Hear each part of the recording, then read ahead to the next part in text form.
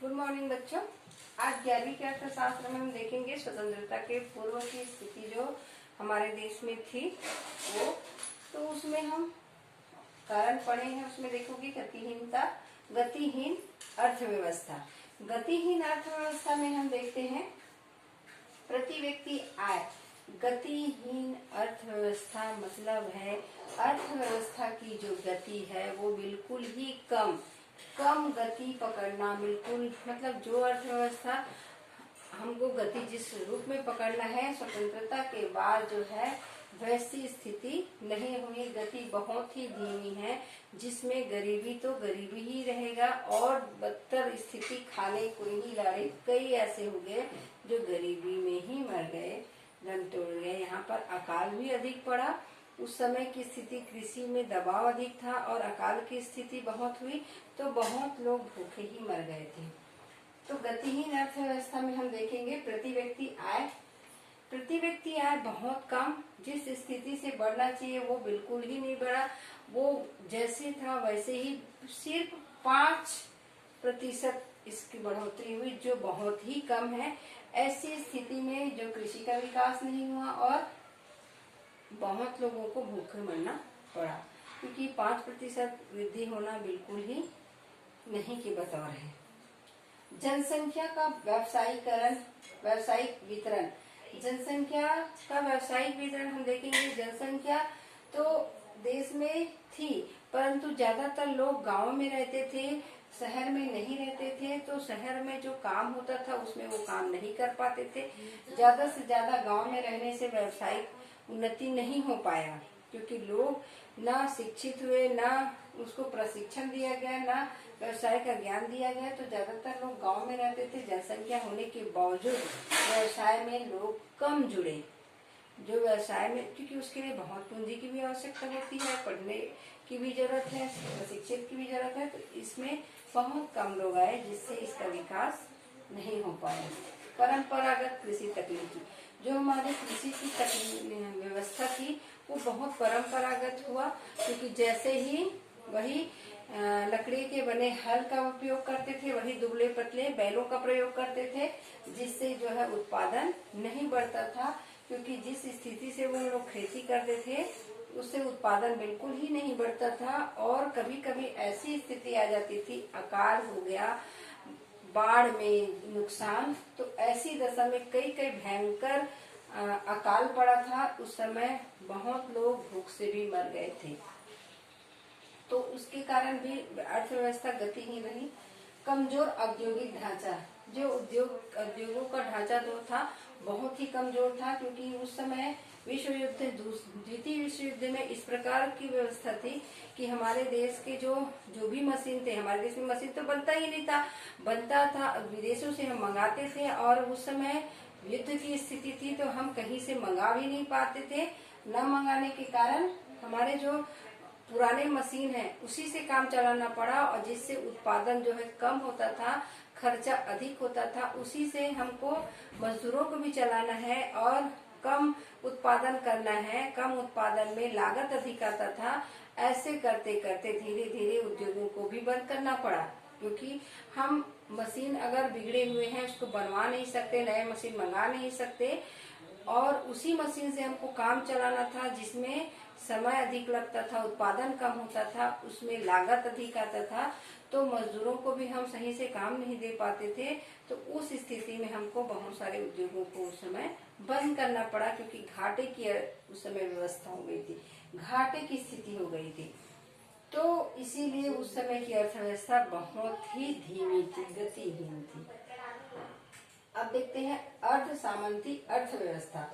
अर्ध सामंती अर्थव्यवस्था ये चौथा है। इसमें देखेंगे सामंतवाद।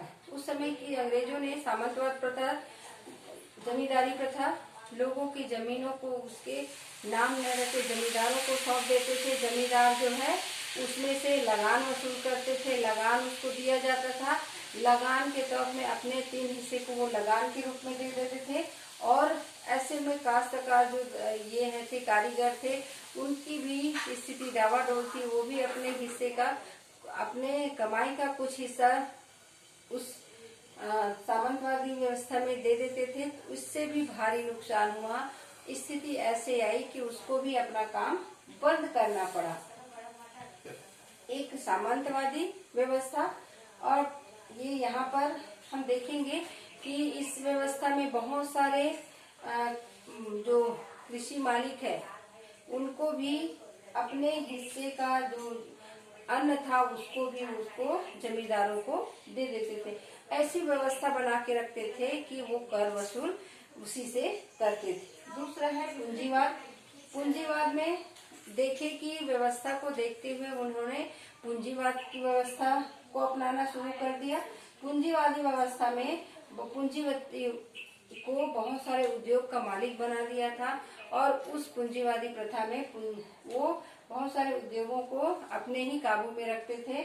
जैसे पूंजी मूलक उद्योग है, पूंजी मूलक कृषि है। पूंजी मूलक उद्योग में वो पूंजी जो उद्योग है वो पूंजीपति अपने अधीन वो उत्पादन करते थे, और उत्पादन का कुछ हिस्सा ही मजदूरों को मिलता था, और उसमें अधिक से अधिक वो अपने आधार पर, जैसे चीनी का है, चाय का है, कहवा का है, और जो सूती कपड़ा है, इन सब को उद्योगों को वो स्थापित कर देते। पूंजी मूलक कृषि, पूंजी मूलक कृषि में वो अपने फायदे को देखते हुए, इसमें पूंजी मूलक उद्योग में आधारभूत उद्योग नहीं होते थे।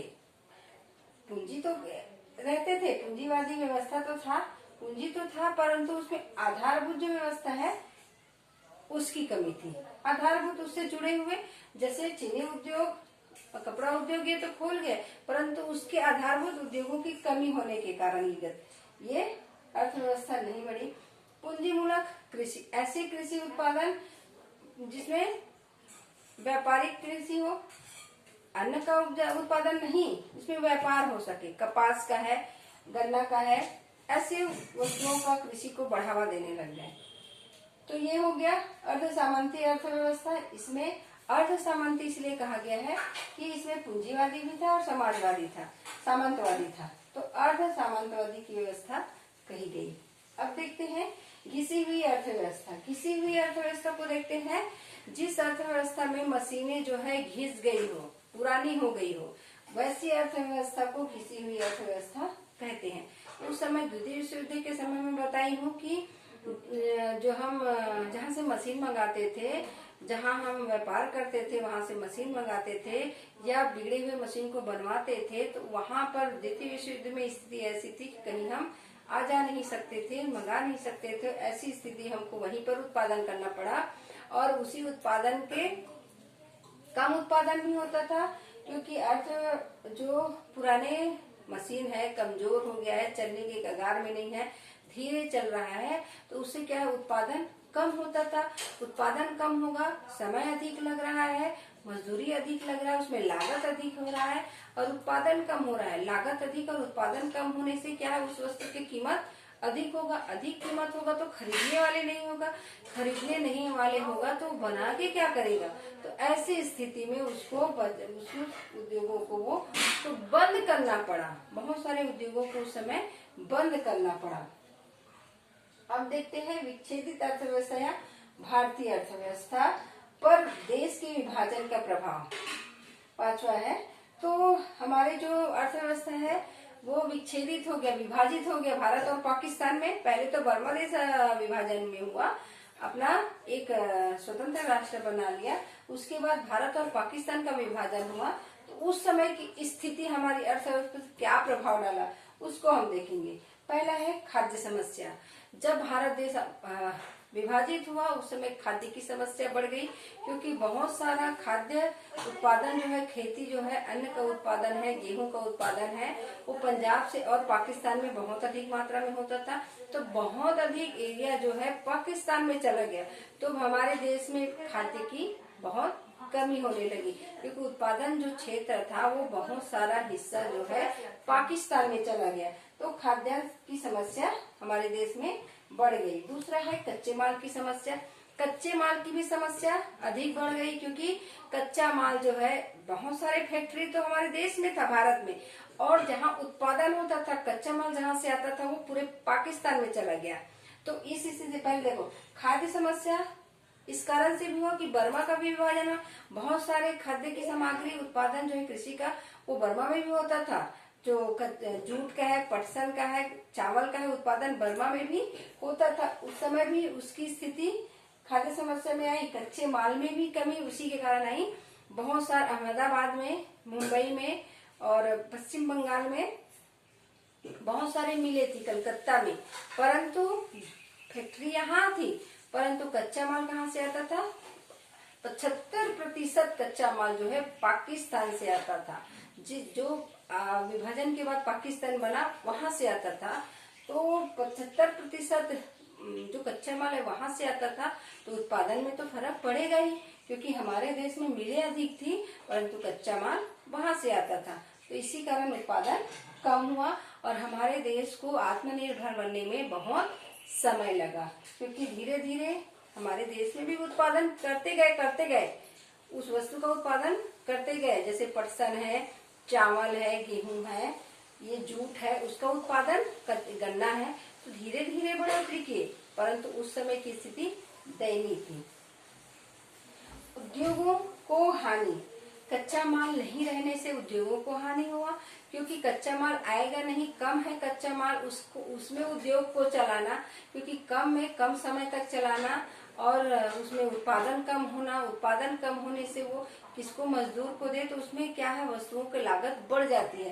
तो इसी की समस्या उसको आई, क्योंकि कच्चे माल की समस्या। उद्योग सारे भारत में है और जो कच्चा माल है वो पाकिस्तान में चला गया, तो कच्चे माल को मंगाने और यहाँ तक हमारे देश में कच्चे माल के उत्पादन करने में समय अधिक लगा, तो इससे उद्योगों को बहुत हानि हुई। धन संपत्ति का नुकसान, धन संपत्ति का भी नुकसान हुआ, क्योंकि जब विभाजन हुआ, विभाजन के समय में हमारे देश में जो भगदड़ हो, हमारे देश के जो कारीगर हैं या जो मुस्लिम है वो पाकिस्तान गए, पाकिस्तान के हिंदू जो है हमारे देश में आए, और उस समय जो है हमारे बहुत सारे बोलेंगे तो कारीगर, यहाँ के कारीगर वहां चले गए और वहां से हिंदू यहाँ आए, तो संपत्ति वहां का तो वहीं छूट गया।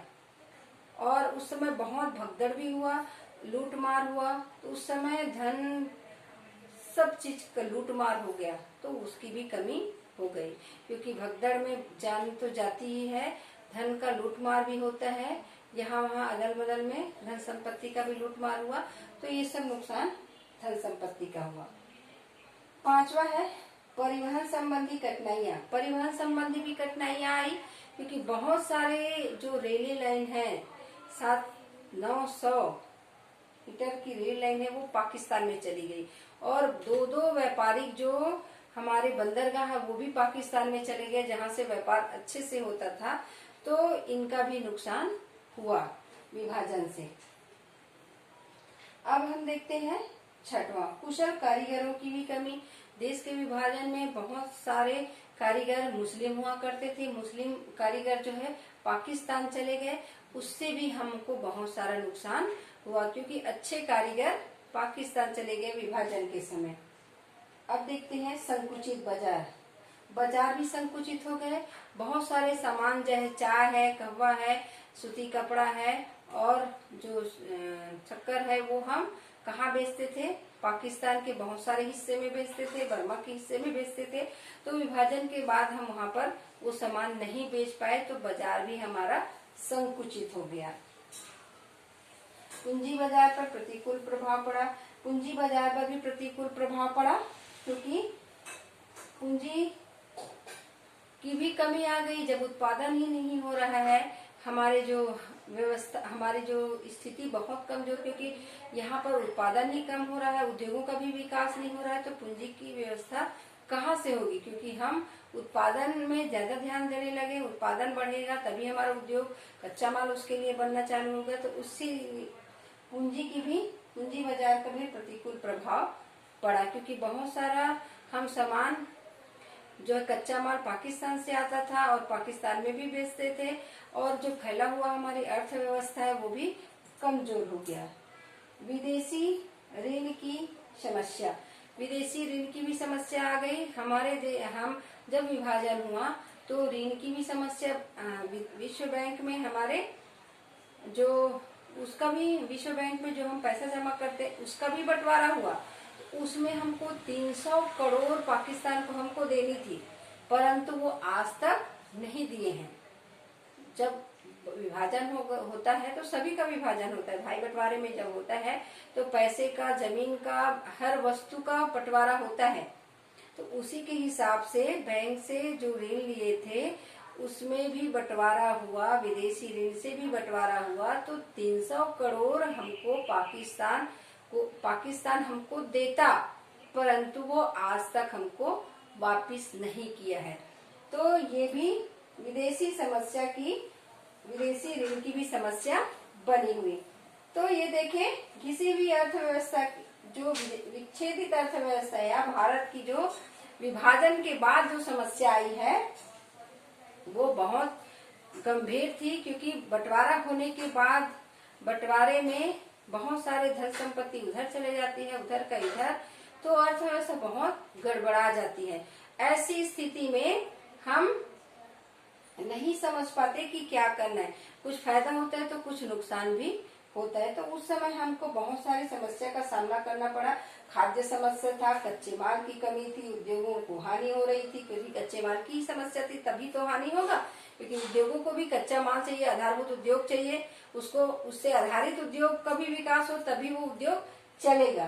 तो धन संपत्ति का भी नुकसान हुआ कि बंटवारा के बाद हम वहां से धन संपत्ति नहीं ले गए और यहाँ से तो लूटमार में भी बहुत सारी धन संपत्ति का नुकसान हुआ।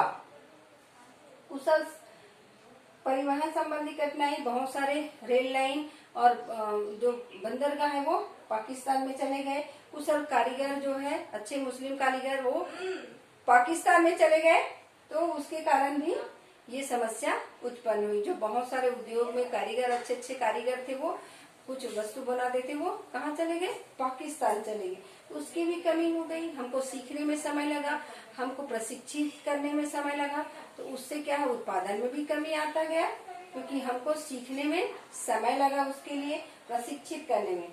संकुचित बाजार भी उससे संकुचित हो गया कि जो सामान हम पाकिस्तान तक भी बेचते थे, जो फैला हुआ था बाजार, वो वहां न जाके सीमित हो गया। तो बाजार जो फैला हुआ था वो सीमित हो गया। वैसे पूंजी बाजार पर भी प्रतिकूल प्रभाव पड़ा और विदेशी ऋण का विभार बढ़ता गया, क्योंकि विदेशी ऋण जो 300 करोड़ हमको उनको देना था वो हमको आज तक नहीं दिए हैं। तो आगे का हम देखते हैं, आगे क्या पढ़ाएंगे, उसके बाद आगे की जो टॉपिक है हम और देखते हैं।